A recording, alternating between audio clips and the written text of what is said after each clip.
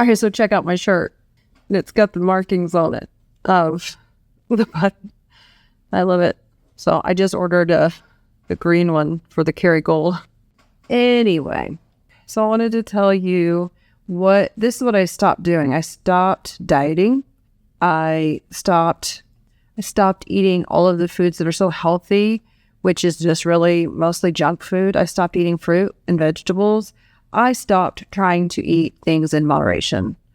I stopped going to, specialists and to doctors that only had 15 to 20 minutes to, hear about my problems. And then they would just say, oh, you're fine. That's just normal. We can't really do anything. You can take, over-the-counter medicine like allergy medicine or pain reliever for those aches and pains. It's just a part of getting older. It's just part of being, at your age and being a woman. I stopped listening to all that and I stopped seeking out their advice. I stopped listening to the conventional messages of you need to eat, the USDA's food pyramid, eat lots of grains, eat mostly fruit, eat mostly vegetables, eat in moderation. I could never do that. I could never lose weight by doing calories in, calories out, and, eating in moderation. That did not work for me. I stopped listening to conventional, anything that was big food, big pharma, big government, big medicine, a big insurance, all those things. Over time, I realized that isn't the advice that I need to take. So what I did do, and when I stopped doing all of those things and stopped dieting and addressed my metabolism and addressed my metabolic health, I lost weight, which is what I had been trying to do for 15 years. I really don't remember a time in my life where I felt skinny enough or healthy. I was a healthy child and teenager. I was not overweight and I did not have metabolic health issues. I didn't really start having trouble with my weight until I started having kids and became a mother, that kind of thing. And then my hormones were just different, completely different. And I never got any good advice, really. And I just thought that was part of being a mom and being, and as I got older. So, because everyone around me is like that. So, everybody around me, all my peers were in the same situation as me. I don't know anyone that's not trying to lose weight. I knew very few people that were like, oh yeah, I'm fine. I'm totally happy with the way I look and feel and weigh, that kind of thing. And weight is not the end all be all. And I know that now.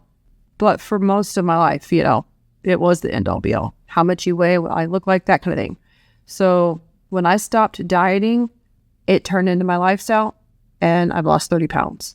And I've gained a lot of information about my health and a lot of information about what true health is and what those benefits are. And, it's mental clarity. It's not being in brain fog. It's not accepting, oh, this is just how it is now that I'm older. I started remembering my grandparents that my grandmother lived until she was in her late 80s, independently, could do things. And her brother lived into his 90s, lived at home until the last few months of their lives. So I wanted to be like that. And what is different about how they lived and how we're living? Because a lot of the baby boomers are not living into their 80s and 90s. And I want them to because, it's my mom and it's my aunts and it's our loved ones, our parents. If you're in my age group, if you're in generation, Gen X like me. So, I finally heard someone's message that, when I first came to a carnivore diet that I've been doing now for 14 months today. 14 months today is, I started eating a carnivore diet.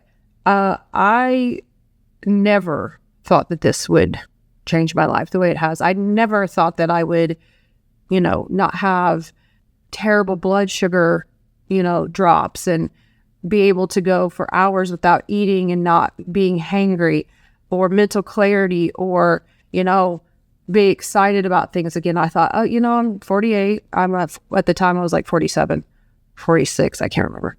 A couple years ago, I was like, I'm going to be 30 pounds overweight the rest of my life. And I'm going to be, just going through the motions. And that's not normal. That is not, it's typical nowadays, but it's not normal. And what could I do for myself? What could I do to fix it? And I finally, after hearing a message of, changing what you're eating can change your life. When I started Carnivore, sure, I was trying to lose weight and I was trying to get my body to calm down after having a really high, intense immune response to something that I had eaten. Somehow I made that connection, thank goodness. And I started Carnivore as an elimination diet. And then after 2 weeks, I was like, I have lost some inflammation and my body is like calmed down. I wasn't having a reaction to everything, and I was kind of chilled out. I thought I'll do it for another 2 weeks, which it was, 30 days. And then after 30 days, I had been looking and searching for, are there more people that do this, that only eat meat and eggs and cheese and dairy, that kind of thing? And there's a lot of people. It's just not a conventional mainstream way of eating. So I started watching videos of real people doing this. And I thought, can I really just live on eating the same 5 things for the rest of my life? And I thought, I heard, Dr. Barry and Nisha talking about, don't make it so difficult. It's bacon and eggs. When you're hungry, you can eat bacon and eggs. And I heard about, try beef, butter, bacon, eggs for 90 days, a 90-day challenge. And I was already 30 days in. I thought, well, I can do it for 2 more months. I could do it for 60 more days. And there's a sweet spot about, the 90-day challenge, because by then my cravings were drastically reduced to where I could be around, lots of foods that were, really highly triggering for me, without, being, I still had some attachments to food. There was around 90 days, I started thinking, oh, this is sad because I can never have this again. I can never have this again. And, there was a period of like grief, honestly, because that had been such an important part of my entire life, celebrations and birthdays and that kind of thing. When you're happy and when you're sad and when you're stressed, that kind of thing. And I thought, well, so I did go through a process of that, but the magic happens at around day 90 to 100. And it had changed into losing weight into a lifestyle. And I felt better. My mental health was much improved. I noticed I was not anxious all the time, and having, I was able to do normal day-to-day activities without, being so stressed and thinking, oh, well, what if I do something stupid or say something stupid? Or what if this person thinks that this about me or whatever? And that had gotten so much better and continues to get better. That's a work in progress. That's a work in progress, So after 90 days, what Carnivore did for me was changed from being a diet and, I can only do this, into my lifestyle. It was much more natural. It was so much easier. It still is much easier. I didn't have to worry about, buying a ton of different ingredients to make, smoothie bowls or shakes or, different types of meals, these big meals with, sometimes 20 different things with the spices and everything. And it just was much more simple, and became what it should be. It changed, it fixed and improved my relationship with food. And food is fuel. And that doesn't mean you don't get to enjoy it. I enjoy everything I eat, almost everything I eat. It's not always, the best thing in the world. But that's life too. Not every day has to be a, rock star day. You can find something positive in your day, but you're going to have days that are just okay. That's life. You need the lows to appreciate the highs, and you're going to have highs and lows, right? So I just learned, I started, in that first 90 days, really just concentrating on getting through this meal, getting through this event, getting through this day. Sometimes it was, especially in the beginning, sometimes it was hour to hour. Okay, if I can just get to 12 o'clock, if I can just get to this time. And it improved, and it got easier, and it became a habit because I did it in small increments. And I had lots of different events, and things that happened to me in the last 14 months. And I didn't always make the best choices. But one thing that I keep doing is I keep doing it, and I keep trying to learn from the times, oh, maybe I shouldn't have done that. And sometimes it's something to do with going out to eat and, trying to back around month six or seven, back around the middle part of, eating carnivore. So it was around month 7. I went out to eat, and I thought, oh, I'll just have one glass of wine. Well, a spoiler alert, it wasn't just one. I learned that I cannot moderate. That in that situation, I need to be more mindful about and honest with myself. Am I going to be able to moderate alcohol, wine, when I am with this group of people? And that answer was no. It was a no. Am I going to be able, just being honest with myself and knowing myself? Am I ever going to be able to have a glass of wine, just randomly at home on a night? No, I don't think so. I just don't think so. That habit, I could easily go down the wrong path. And so same thing. Am I going to, I can't, I'm not a moderator. I'm not a moderator. I'm an abstainer. It's much better for me if I just don't have it at all.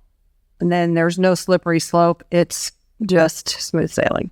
So what I ended up unintentionally doing, I didn't do this intentionally. I wasn't going to fix my metabolic health when I started carnivore in January of 2023. I was going to lose weight. I was doing it to lose weight. And that worked, but it gave me so many other things. And when I finally took the responsibility for my health, instead of depending on, doctors and pills and medication that were not fixing the problem at all, then when I became responsible for my health, that's what the change was.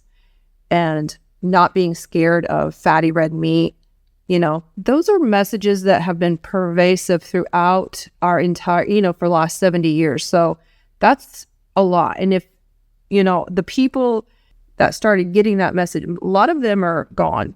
They're, they've passed away 70 to 90 years ago. A lot of those people are dead, and they're not here to give us advice like, hey, butter is not going to, make you have a heart attack. Butter is not going to cause a heart attack. Butter is good for you. Lard is good for you. Now, it's interesting because people get so... if you think about it, if you can take away and you think about it, it's so crazy. People get so nuts when they see people, with a big slab of butter on their ribeye and they're eating all that. But absolutely no problem if you're eating the icing only off of a cupcake or a whole cupcake. Think about that. That does not make sense. Or, with a huge cup of, a venti sugar bomb is what I know. A big sugar bomb from, Dunkin' Donuts or Starbucks. Nobody says anything to you. It's normalized, but heaven forbid you eat some butter on your fatty ribeye or your steak, and then it's like, oh my God, you're gonna have a heart attack. Are you eating the egg yolks? Are you crazy? Are you eating that much salt? Why are you doing this? And that's because of pervasive messaging and marketing and, all those bigs that I talked about before. And nobody thinks about it because we're all, it's just ingrained. So all of that happened for me because I heard about some of these people talking about, I lost a lot of weight eating fatty red meat, butter, salt, the carnivore diet. And so I thought, I'll try it. It's not gonna, what do I have to lose besides weight?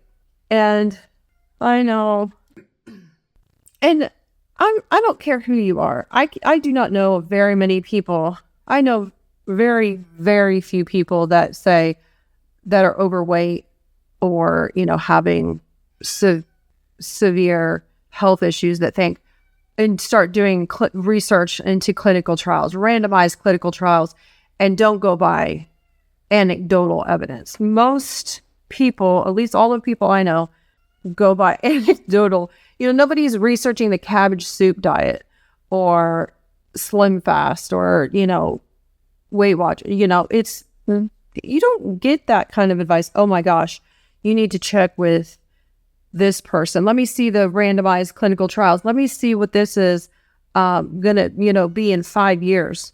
Well, in 5 years, if I had kept eating the way I was eating, I would have had diabetes for sure, because I was already pre-diabetic.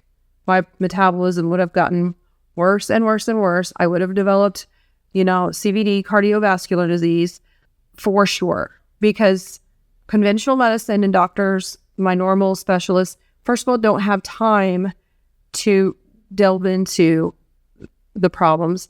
They don't have a lot of experience or background on these issues, and they see how many patients a day, many patients a day, and they're all, I don't know if you've ever been in an endocrine center, like a diabetes center. I have, because I have thyroid issues, so I have a metabolic doctor's office.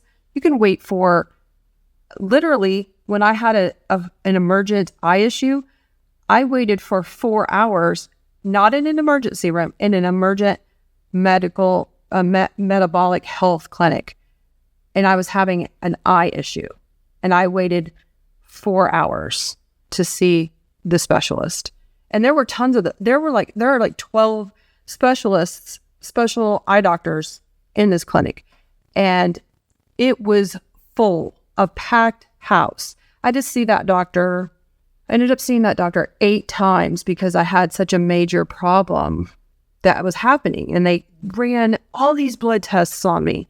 I mean, probably 20 blood tests, because I had uveitis, which is inflammation in a specific spot in your eye. And my eye was so inflamed that I almost was to the point where I was going to have like injections in my eye, steroidal injections straight into my eye to get it to calm down, because it was completely inflamed. I couldn't see. It was all like blurry, and it felt like it was exploding. And this was for 8 weeks. I would sit at that office. They would say, make your appointment as early as possible. I'd get there at 7 a.m. They had even small like dinette tables, and they had vending machines. They had, it was like this full, it was almost like an independent emergency department, but the only people they treated were people having eye issues caused by diabetes, or babies, infants, newborns that were born with eye issues. I was almost always the youngest person in there, and I was in my 40s. And it was people coming in off of, buses from centers, like the medical buses that they can't drive, in wheelchairs, very old, very sick, not very old, but in their 60s and older, and unable to walk. And it's because their metabolism was way out of control for the majority of the patients. And it was terrible. It was terrible. And I had the same experience when I had my ear issue when I was in my 20s and my mid 30s, going to specialists and waiting hours and hours for them to say, well, there's not a lot we can do. Here are some eye drops, or here's some medicine. Never, ever was I counseled on, what are you eating? Let's talk about that. Never until one time, until I was having that eye problem, was I asked if I was diabetic. And I said, no one's ever told me I'm diabetic. No doctor had ever tested me for, my A1C. I got an A1C test done in 2019 when my eye issue was at its worst, because they also tested me for like I said, 20 different tests, and it showed that I was pre-diabetic. It was 6.0. That is pre-diabetes. And I was, at that time, I was probably 35 pounds overweight. And no one said, hey, you need to try this or this. You need to change. They just said, here's more steroid drops. Keep doing them. Just keep doing them. And hopefully your eye will heal. And I did. That's what I did. I didn't ever think about what I was eating. Why did I go off on that tangent? So, this is just part of life. This is something that you have. And, we don't know what's causing it. It's possible you have shingles and it's a shingles flare up. Maybe after your eyes calm down, you could get that, that jab for, shingles. And I thought, well, I don't want to. And this was in 2019. So it was before, the world changed forever. And we just need, so that was my experience with